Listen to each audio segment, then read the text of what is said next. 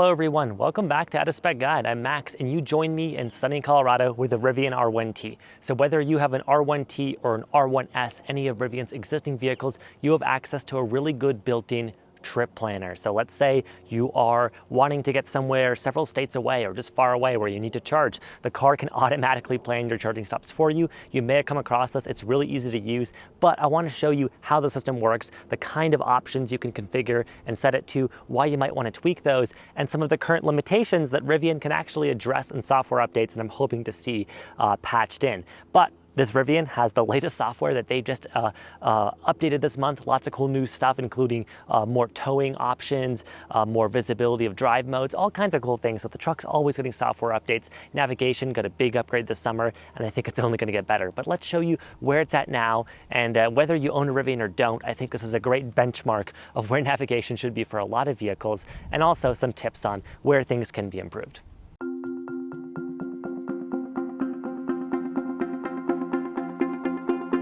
All right, you join me inside this Rivian R1T. The screen will look identical in a Rivian R1S. Right now, we're on the updated drive mode thing that got added in the new software update. Super cool for us nerds. We can see battery temperature now, motor temperature.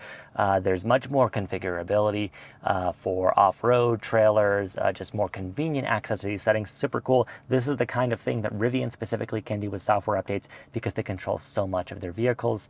I really love that, but I'm not here to rant about that today. Just wanted to touch on it. We're talking about navigation and route planning. So we're going to want to go into the navigation screen, which is this arrow bearing, whatever you may want to call it, icon. Cartographers, please correct me in the comments about the name of that. It's not a compass, it's just a bearing at the moment.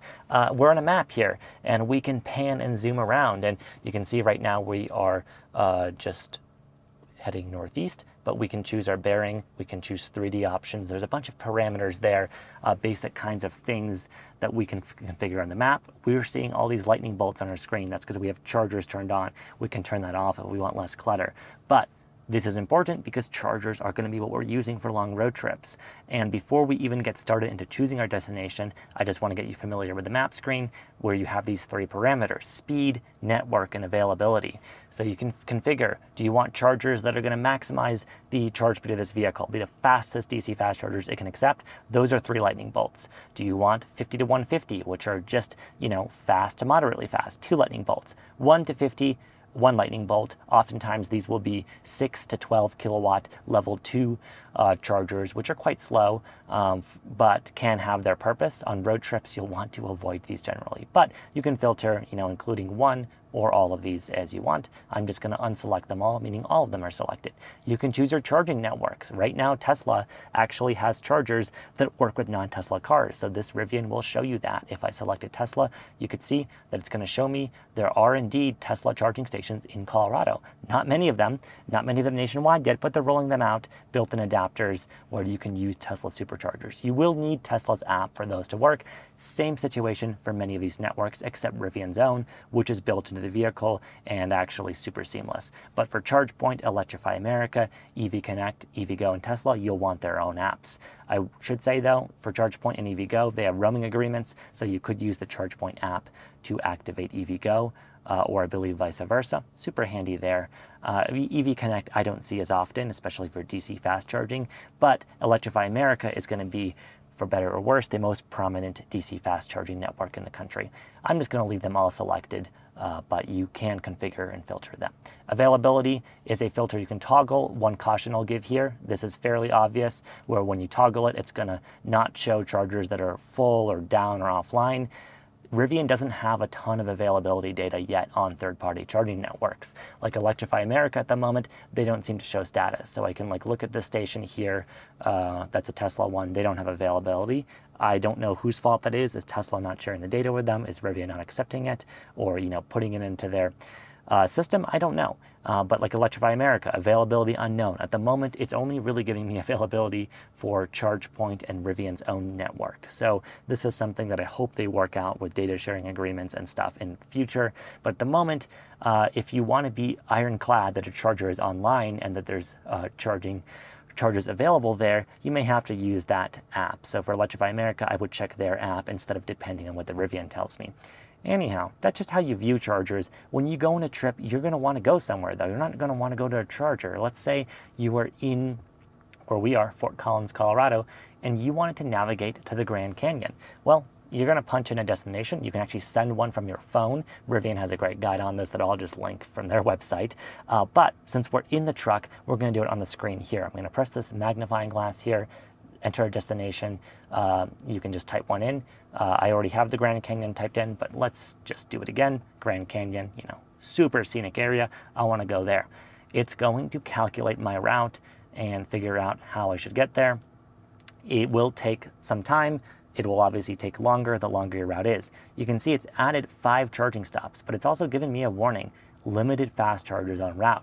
This is the case for a lot of out of the way areas.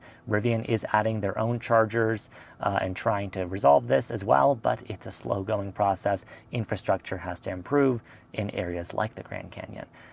But since we are going to have limited fast chargers on route, and when I get to the Grand Canyon, let's say I want to specify that I'm going to have lots of battery, let's do that. So before we hit start on this route, we have the ability to press this button here to go into options, and we can choose a preferred range on arrival to our destination. So for the Grand Canyon, I don't just want to have 50 miles of range in the tank, so to speak. I want to have, let's say, like 50% battery, which right now would get me, the truck is estimating, 150 miles of range. That's where I want to be. So I can select that. I can also choose to avoid highways, ferries, tolls, fairly standard navigation options. I can choose my preferred charging networks. Right now, Rivian is selected. It's not going to exclusively go to these networks, but it's going to prefer them when they're on route. That all looks fine to me. I'm going to hit apply once. You can also hit use always if you want to save these as new defaults for navigating. But I will hit apply once, and now you can see it's added 8 charging stops to make it possible for me to get to the Grand Canyon with that half battery. So I'm going to hit start, and it'll start my navigation.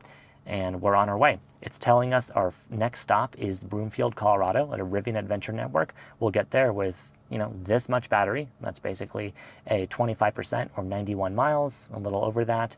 And yeah, we can hit this overview button at any point to see all of our stops. And it's showing us, by the way, all of the ones it's selected are properly fast chargers, 150 kilowatts or greater.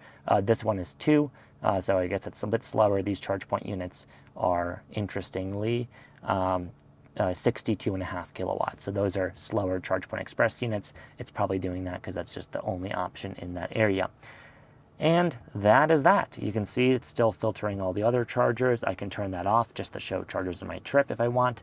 And yeah, each charger, I'm going to stop at a certain amount of time. It tells me. It's a really useful trip planner, so it's factoring that into the whole journey. There are some limitations and shortcomings here. Notably, let's say you want to add another stop that's either another charger that you manually select or anywhere. Could be, let's say, on the way to the Grand Canyon, I want to stop in Fruita, or I want to stop in St. George.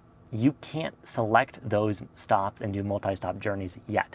Rivian knows this, they're working on it, and this has been a feature of a Better Route Planner, which is the app that they bought to make all this technology possible with the route planning. They're working on continuing to integrate that. In the meantime, you could use a Better Route Planner, have them in the info card. I made a video already on how to use it, and other kind of third-party routing apps to supplement. This is just a nice built-in option to the vehicle. One more thing, and one more reason to use this is in winter and in cold temperatures, this is going to precondition your battery automatically because it knows your next stop is a charger. So because we have a charger as our next stop, what that means is that it'll, if it needs to, warm up the battery for that charger so that we get a good charge speed there.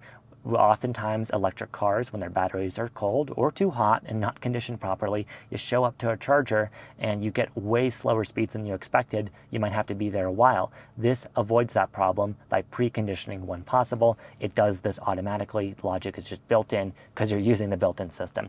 The beauty of what something like this can do. So multi-stop journeys are a glaring issue I hope they add just to kind of be on par with Tesla. And to go one step further, it would be so nice to see them let you choose the arrival battery percentage at each stop. For us nerds who want to get super granular, that would be really nice. A Better Route Planner lets you do that. This at the moment doesn't. So, it's fairly rudimentary. In this case, in our hypothetical scenario, we wanted to stop in St. George or somewhere, we would choose that destination as its own route and then start a new route to the Grand Canyon. We just can't have an overview. And that's a limitation at the moment. But as is, I think this is a fairly decent system, so much better than a lot of other automakers. So let me get out of the car and just conclude this video, tell you where I hope it's going, and what we might expect to see. Okay, that's just a brief walkthrough of the existing experience for Rivian trip planning. Let me know what other kinds of improvements you think they can make. So I mentioned I really hope they add multiple charging stops, the ability to configure your exact battery when you reach each charging stop.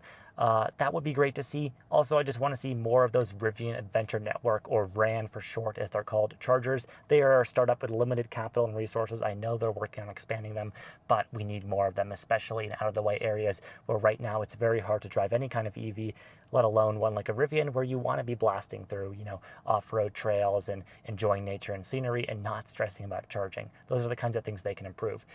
In addition, real-time availability and integration with Electrify America, which is for better or worse, the nation's biggest DC fast charging network. There are technologies like plug and charge that Rivian could adopt that would let you be able to plug into an Electrify America site and not have to activate through the Electrify America app or through an NFC pass. It would just be a much more seamless way of you just plugging in, truck communicating, you're billed automatically. The same way it works at Rivian Adventure Network sites that I like so much. And then at Tesla sites, I hope to see that too. Rivian is one of the many partners who signed on with Tesla to be a partner and have access to thousands of superchargers next year.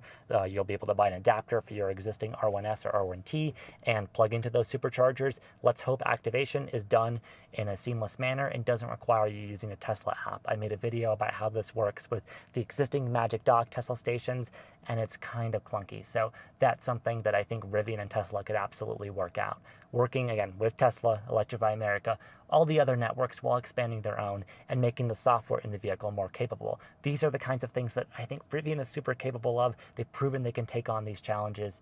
If you're a Rivian owner, though, and you have other suggestions, again, leave those in the comments. I've been Max without a spec guide. Thanks so much for watching this tutorial. Pass it on to someone you think it may help, and let us know the other kinds of content you want to see on this channel, Rivian related or not, relating to EVs and getting people up to speed with them. Thanks, and I'll see you in the next video. Bye.